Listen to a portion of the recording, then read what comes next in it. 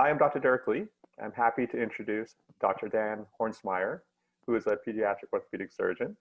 He's the chief of children's orthopedics and an associate professor of orthopedic surgery at the Missouri Orthopedic Institute and Women's and Children's Hospital as well. Welcome, doctor. Thanks for having me, Derek. I'm excited to interview with you. So thanks for having me. Well, it's my pleasure. Can you talk a little bit about your career path, how you first became interested in medicine, and what made you decide on becoming an orthopedic surgeon? Yeah, good question. So my career path started at a young age of 18. I got accepted to medical school right out of high school at UMKC, which is a 6-year medical school. During my journey, I was exposed to a lot of different orthopedics, and during that time, I thought I wanted to apply then for orthopedic residency, at the end of at graduation, and I got accepted then out to the West Coast. So I did my orthopedic training in the Bay Area, and then from there I went to Johns Hopkins, where we had I trained with Dr. Paul Sponseller in pediatric orthopedics and spinal deformity. And so, as you know, he's just the great. He's the president of SRS this year, so he was a great guy for me to train from. Were you trained in minimally invasive thoracoscopic approach as well during that period of time? No, that's a good question. So one of my interests really kind of started when I was in residency. I looked at a number of cases that had been done with Dr. Ron Blackman and George Pichetti, and they were particularly interested in thoracoscopic fusions at the time, and Dr. Newton was also studying that. And so I had submitted an abstract to POSNA back in 2004, talking about some of the challenges, talking about some of the successes, and also some of the complications related to that. But there was a steep learning curve with that, and so, but I always knew that there was going to be some element of thoracoscopic instrumentation of spine correction. And so I continued to follow that. Just during fellowship, I did not a lot of open anterior chest work during fellowship, but I really began to understand scoliosis and how to correct it with a lot of the posterior spinal fusion type of work. And then when I got here, I got particularly interested then in how to pursue this, and that's when VBS came around, vertebral body stapling, and then vertebral body tethering kind of followed thereafter. So that was kind of my path to my interest then in VBT. Right. Did you actually do any VBS at that point, or were you kind of just following that particular? Yeah, so I had tried 2 or 3 cases. I was very certainly very interested in growth modulation at that time, and that right around that time too, there was also some patient interest. And so one of the reasons I started to kind of spark my interest into the thoracoscopic work in VBT was a patient who came in and asked me about it. And so when they asked me about it, I said I know very little about it, but this is something I'm willing to research. I researched it, and it's right around that time when Dr. Betts was really kind of doing his first couple of cases. And so, and then shortly thereafter, went up and was part of a POSNA tutorial up at Shriners in Philadelphia, and kind of got exposed to it that way, and came home and started doing it probably a month later. What year was that? What was your first VBT? Yeah, so late 2013, early 2014. So some of my patients right now have about 6-year follow-up. So. Oh, excellent. Yeah. And we'll talk about your paper as we go on as well, if that's all right. Sure, absolutely. Because I know surgeons are very much into their numbers in terms of the number of cases, revisions, tether breaks, that type of thing. How many VBT surgeries have you done to this point, do you think? I would say, personally, I've done probably close to 90 VBT surgery. So if you look at that number and compare it to the rest of the docs out there, I think that probably is, you know, on the higher side of the number of cases that people have under their belt at this point. So, okay. So when we backtrack a little bit, so that one patient, when they brought up, you know, if you do VBT, and then your exposure to, you know, Dr. Betts, Schreiner's, and that kind of pathway, what do you see in VBT that other surgeons don't particularly see at this point? Because you're pretty, if you look back, you are on the, you know, the leading edge of the curve, so to speak, as the surgeons who are just being exposed to it now. Yeah. So I think the thing that I tried to, that really caught my eye early on is when these kids would come back and see me, and they were all seemingly doing well, and you can still do well with moderate amount of deformity. But what was really impressive is as the kids corrected, they maintained their motion. And so it was rather impressive on clinical exam to see these kids bend down for you on the Adams forward bend test, as we routinely do for scoliosis checks. And that really was eye-opening for me, because that looked very different than the exam that I was then seeing on a lot of my fusion patients.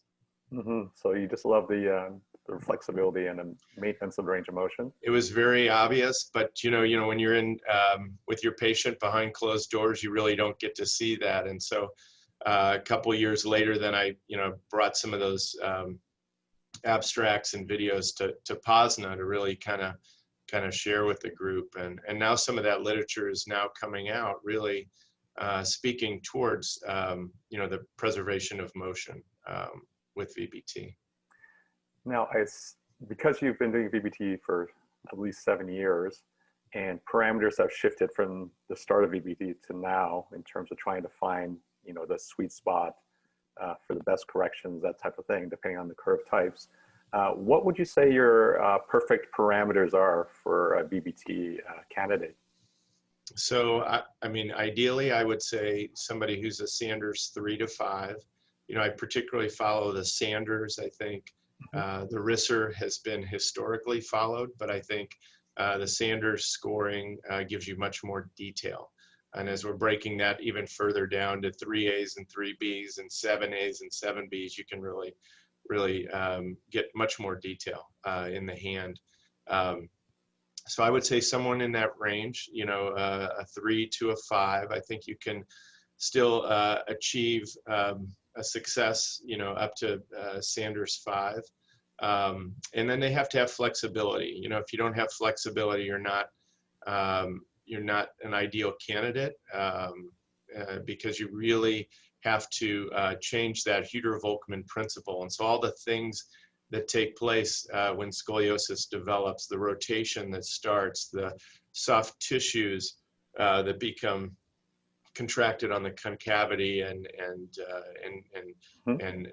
weakened on the convexity, and when the nucleus pulposus, you know, all those the elements of the disc start to shift to the concavity, you are trying to really change that environment and that pathology. And I really think that's what VBT is doing, but you certainly have to have that flexibility in order to change that environment. I think when you start to get to some of the later things like wedging of the vertebra, you can still see some improvement as long as you have growth, you know, on your side. So, but I think ideally a patient who's Sanders 3 to 5 with some flexibility, and really just, you know, a single curve is probably more ideal than doing a double tether. I think there's more predictability with that than there is, you know, when you have two curves that you've tethered.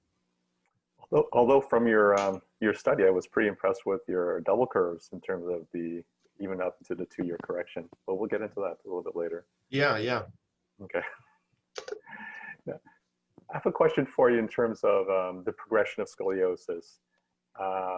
There's a term or acronym RASO or RASO in terms of the anterior vertebral overgrowth where the front of the vertebra grows in, faster than the back. So you have an increase in height at the front of the spine.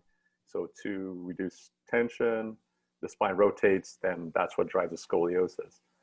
Now, some surgeons believe it is the anterior vertebral growth of the actual bone that's doing it of the vertebra.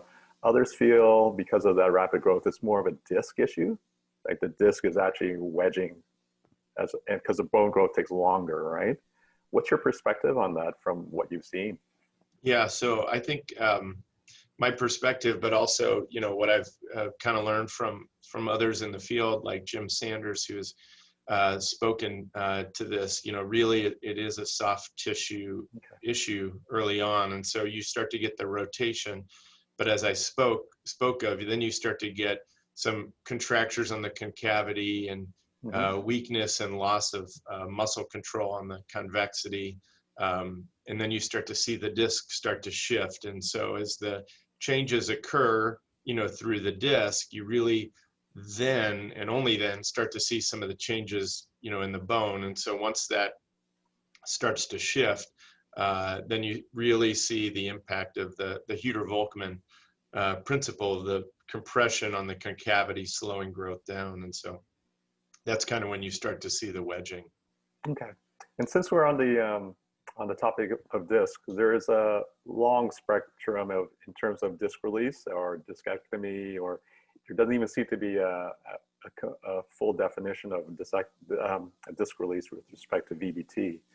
So some surgeons feel that you shouldn't be really touching the disc because if you do, it impacts the integrity of the disc, leading to quicker degeneration. Other surgeons feel that, well, with severe curves and stiffness, the disc is already compromised. So they may release the disc in terms of even removing the nucleus.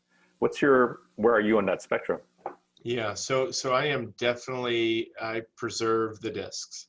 I fall on the side of believing that, as part of the biomechanics of your spine, you need to have the disc in the front and you got your facet joint and ligaments in the back. And so that is really, your biomechanics. And so if you start to take some of that away, and here we are doing a motion preserving type procedure, I can't help but to think that you're changing that environment. And so interestingly enough, one thing that we're studying right now, and I've taken a small subset of about 10 patients, of which we had preoperative MRIs, and then at 2 years postoperative, just looking for any changes in the discs, albeit degenerative because we're doing a lot of compression, any changes in the facet joints, thinning, and or any adjacent segment.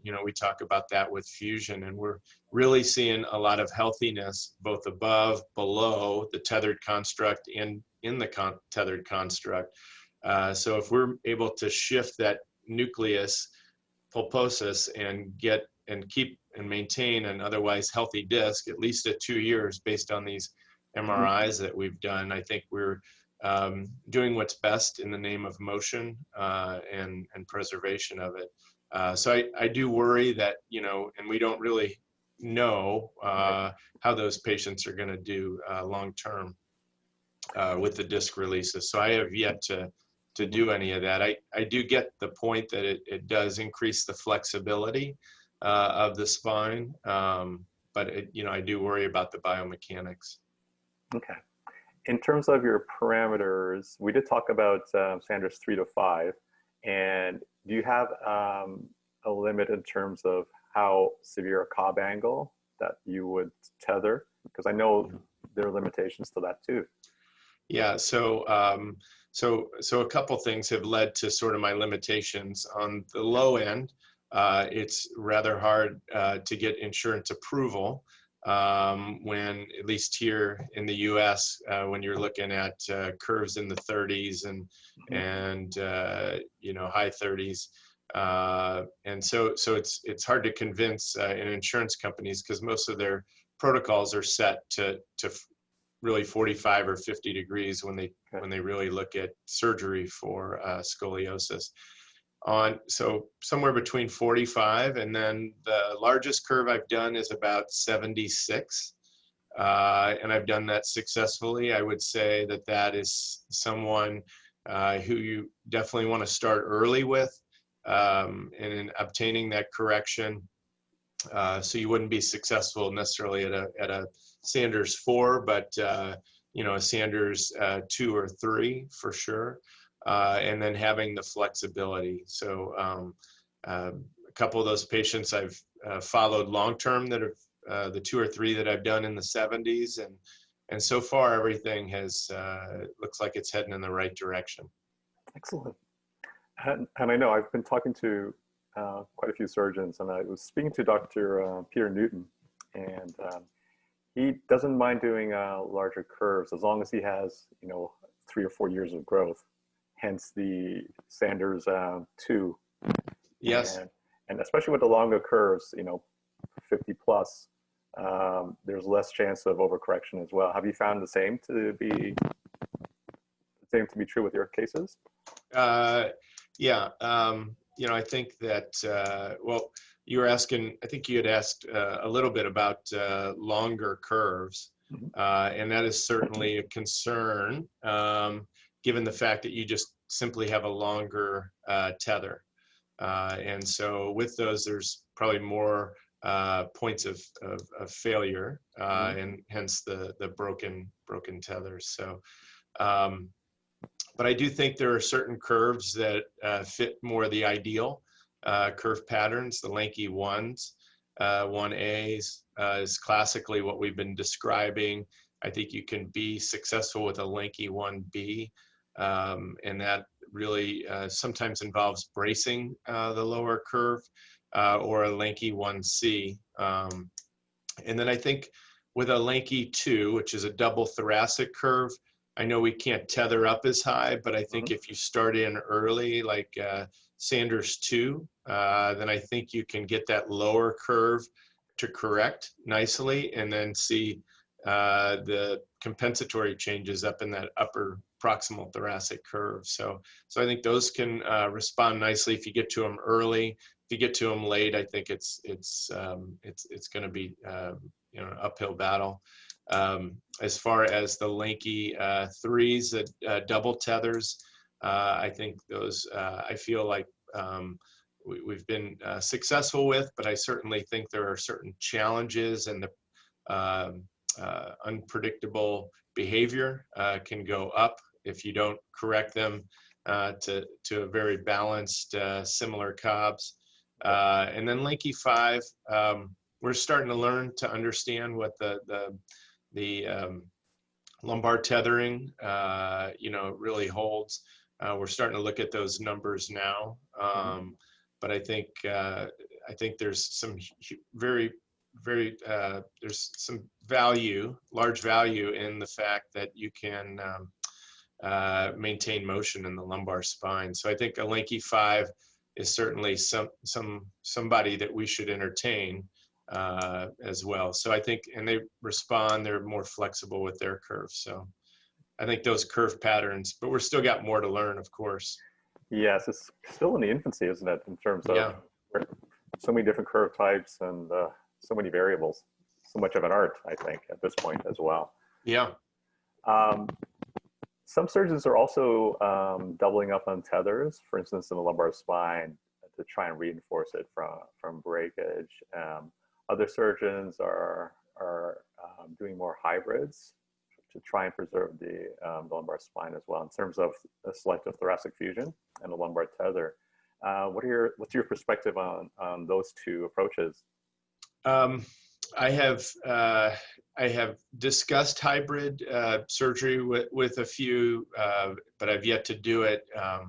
Whether describing some junctional issues, which I'm hearing about from some of my colleagues. I don't think there's a lot of those cases that have been done, but there are there's certainly a growing number and much to learn about that topic.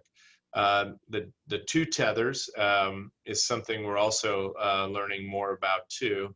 And so if one breaks, you know, why not have 2 tethers in there? And so, but my thought is that it's probably going to, put the stress right at that level of the broken tether and cause the second tether to break as well. So I think when we talk about broken tethers, I think it's how you handle it during the operation.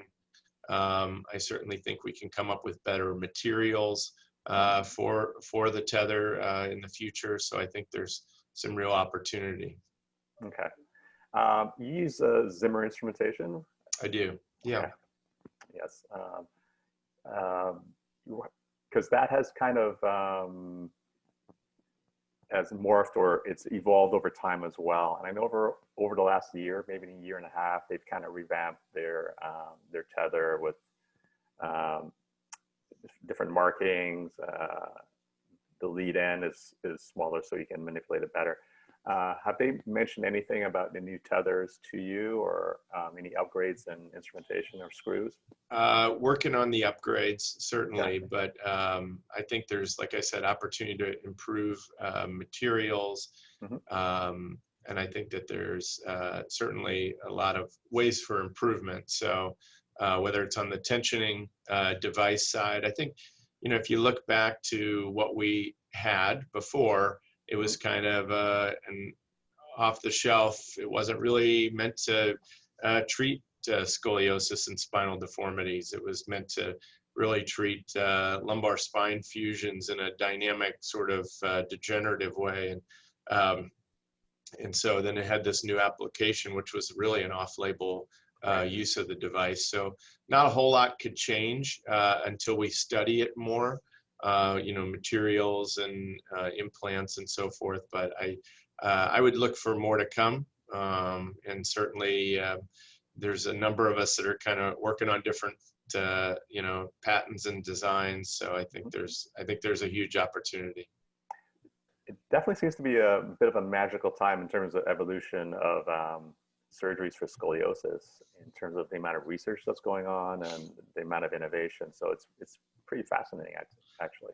Yeah, I do. I think at a time when everyone's talking about precision medicine, being able to have something as impactful as VBT, and even more so if we can figure out some of the genetics behind, some of the scoliosis etiologies. But certainly, I think it's definitely going to revolutionize much of the treatment for scoliosis. Well, I can see you're very excited about the possibilities and the potential. Absolutely. I'd like to go back to actually doing the VBT procedure. Some surgeons I've talked to in terms of trying to tension the spine and the tether, for some, it's much more positional in terms of position on the table and, bolstering the sideline posture to reduce the curve. So there's less need for tension on the tether, less screw, pull out, that type of thing, especially in the upper thoracic where the vertebrae are much smaller and, softer bones and that type of thing. What's your approach in terms of trying to tension a tether? Yeah. So first, when I position the patient, I put a lot of detail into that. So where I, put the bolsters and trying to let the curve kind of relax between those bolsters is certainly my method. Getting them into a fairly predictable lateral position, and then bringing the C-arm in to just kind of visualize where your instrumentation and screws are going to go. I usually start at the apex, and I work both proximally and distally. And I do that because, the apex, I think if you start at the top by the bottom, you could be a little bit offline. And so I think if you start at the apex, where you have probably the most rotation too, and you make that screw perfect, then you got a nice template as you work up and down. And so I think there's some little tricks that we all use, whether it's the view of the scope, lining up the awl for our starting points, and then using the anchors as sort of a targeting device. And so I think once you do all that and your screws are positioned, I've always started at the top and kind of worked to the bottom as far as the tensioning. We speak of differential tensioning. And so I draw that out on a little sheet too, preoperatively. And so I know where I really don't need a lot of tension and are at risk of things like overcorrection at the bottom, and where I need to maximize that tension. And so as you're going through it, it's a visual cue for everybody in the room, because the person holding the scope and then putting the set screws in, and then somebody doing the tensioning, it's certainly a team approach in there. Okay, because I've heard of some surgeons trying to square off the discs in terms of hopefully that gives them a nice alignment, especially at the apex, right? Do you do that as well? Yeah, I think that's important to try to get those screws to become parallel. Okay. And I think that's kind of the visual cue to let you know that you've done that. And so particularly, like I said, at the apex, because that's kind of where you're going to drive. You need to drive most of the change going on. And as I said, when you have all those things going on in the soft tissues and the discs, and then you start to have the bone wedging that follows, you certainly need to reverse that process. You need to turn that Huber-Volkmann principle around. And so that's why I think it requires a fair amount of tensioning. So I don't think it's about just laying the rope in there. I think you do have to provide a fair amount of correction through the apex. Do you kind of shoot for 50% correction on first standing X-ray, and depending on the amount of growth left, maybe up to 10, 15 to 25% more correction over the years? That's a good question. So, I generally shoot for liking to see that patient's curve, even, somewhere between, the high teens to mid 20s, 25. So if that's kind of what I'm seeing post-operatively, and again, that kind of changes. You start to see some correction on the table. But then as you see their first direct films, and then you see them 6 weeks post-op, all those time intervals, you start to see some changes. And so there's a little bit of guesswork, because, you got a patient really lying on their side in the operating room. So, but you're trying to get that correction. You probably lose, maybe 10 degrees or so in the operating room. As we get subsequent chest x-rays post-operatively, before removing their chest tube, you start to see a little bit of change there too. But you generally get a good sense of where you're going to be. And I would rather live on the side of a little bit of overcorrection, knowing that things have modulated, and even have them kind of come back with a broken tether, so to speak, because you're kind of winning the growth modulation of the spine at that point. I've always had in the back of my head that when surgeons are shooting for that 50% correction on first standing X-ray-ish, right? Why don't they shoot for 30%? Because there seems to be, in general, maybe about an overall, on average, 60-65% correction over until maturity, if you're at standards 3, that type of thing. Is it a tether strength limitation, or is it apprehension in terms of trying to stop a significant overcorrection? What are your thoughts?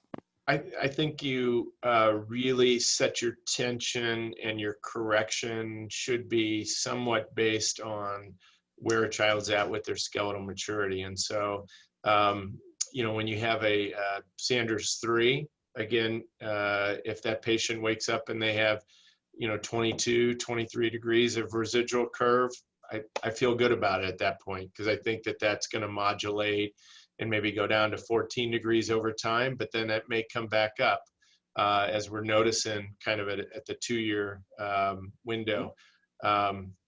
somebody that's a Sanders 5, you want a bit more correction. So I shoot for near full correction, or as much tension as can be allowed in the operating room for that spine. So again, knowing that I have less of the growth modulation there to occur. So. Okay. And I have noticed that, and from your paper as well, that you are open to tethering in Sanders 5, because with a lot of surgeons, it's almost 3 to 4. What's your perspective on why you're comfortable at that later maturity stage? Yeah, well, I think it was interesting. You asked one of the questions of like why were things why were more successful with less revision rates with a slightly more mature population. And I think if you think, the analogy I like to use is if I handed you a basketball and asked you to shoot from half court, it might go in, and there's a lot of probably not. Might not, right? And so I think that's like trying to tether at a Sanders 2, right?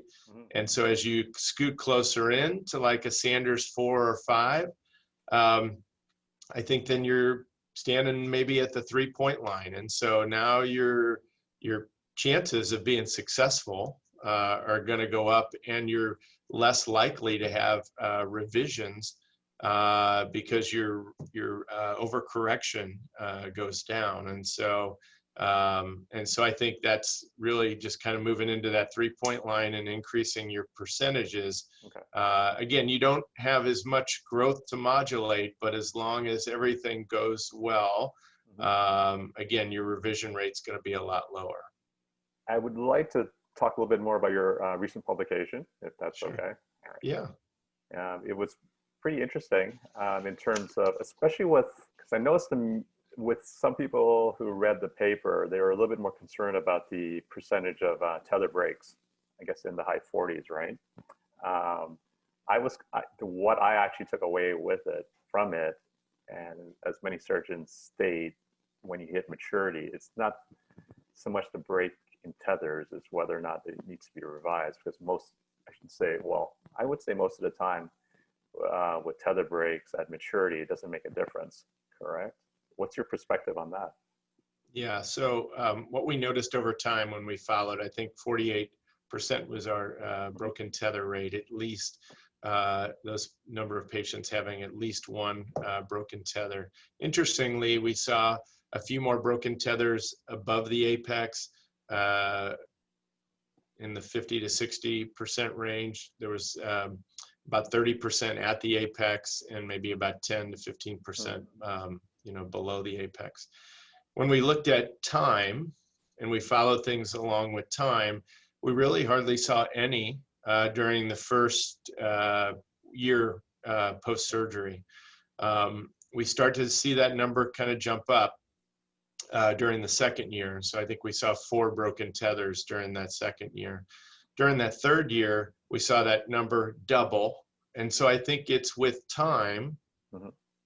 And, the other thing that I say about broken tethers is that the activity level. I think when you look at the activity level of an individual, I've got kids that have gone on to college wrestling, competitive volleyball, and aspirations of playing in college. And so when you look at that activity level compared to somebody who might be just in the marching band with a tether, I think that is, and we're going to be looking at that as well here. And so I think those are important. So time, I always say time and activity really are factors. But to your point, when you say 48, when we talk about a 48% broken tether rate, you can still, half of those patients were still successful and never needed another surgery. So 6 years out, having a broken tether, at least on x-ray, and getting some, bounce back, or, if you were starting to overcorrect, but never having another surgery, you're definitely in the successful category. So. Oh, absolutely. And I know Initially, when VBT was in concept stage, they were pretty concerned about actually removing the tether at maturity at that level as well. And I know that quite a few surgeons are happy with tether breaks once maturity is hit, Yeah. just to free up the spine for not optimal movement, correct? Yeah. And so when I see that, and even in my article, you can kind of see one of the kiddos with a Lenke 5 curve that I've tethered. But when you look at that x-ray and she's kind of broken down at the bottom, and now she's at 14 degrees instead of maybe 2 degrees. I think that you're right in thinking that now we've got normal preservation of motion through that area, both on the facets and disc side. So with a broken tether. If we go into the details, I noticed that with your paper, most of the curves, Lenke 1A, Lenke 5, were pretty stable up to 2 years. There's a little bit of sag at that point, but with the thoracolumbar curves, they seem to be a little bit more at 2 years, where there's maybe a reduction in 10% or so, maybe 60% correction at 1 year, 50% at 2 years. Do you have a rationale or thought process why that happened? Well, like I mentioned, I think these are longer tethers, and so I think there's more opportunities for failure, right? And so if I'm just tethering from T5 to T12 versus T5 down to L3, that's a much longer tether, and again more opportunity for that broken tether to occur, and then some loss of correction. So. Now, I have to ask though, in terms of VBT, you go to Sanders 5. What's the oldest patient that you've seen with tethering at Sanders 5?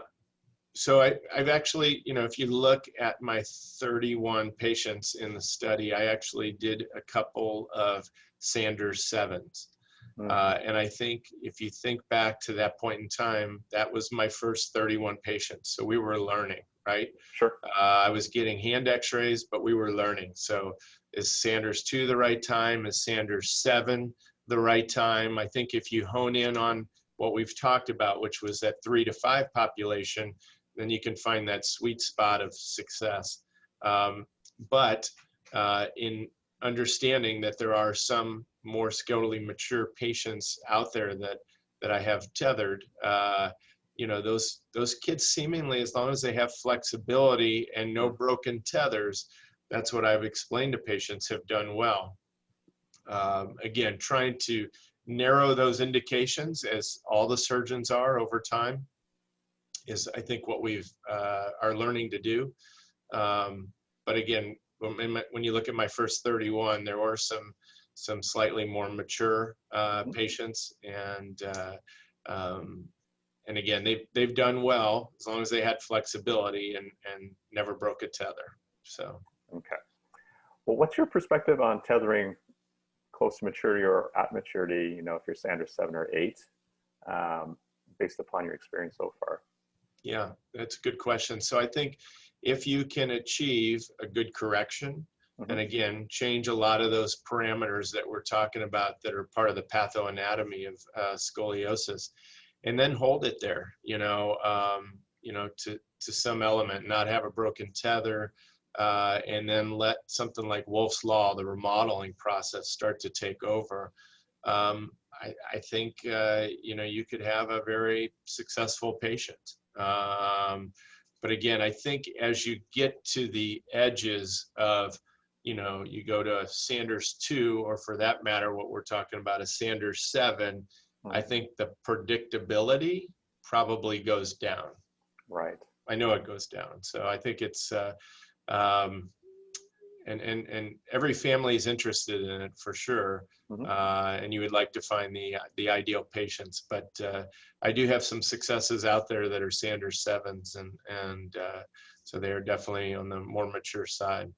Now, if you're going to look into your crystal ball and look 10, 15, 20 years into the future, what do you see as the future, not just VBT, but VBT for sure, but in terms of other scoliosis treatments or surgeries?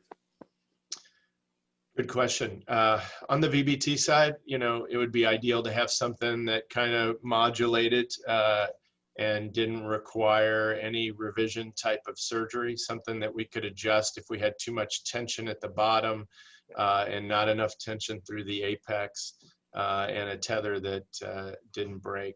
You know, I think if we really wanted to jump further in and try to figure out, you know, there've been many talks about the eye and idiopathic scoliosis and how this all happens and why it happens. And, you know, if there's any sort of genetic component that we can change that projection, as I see that third or fourth family member with scoliosis, you know, there are those patients that are out there. And if you can change the trajectory for that 4-year-old that comes in and mom had it, and her 2 older siblings had it, and now she has it, you know, and that's where I think it would be great to have an impact in scoliosis.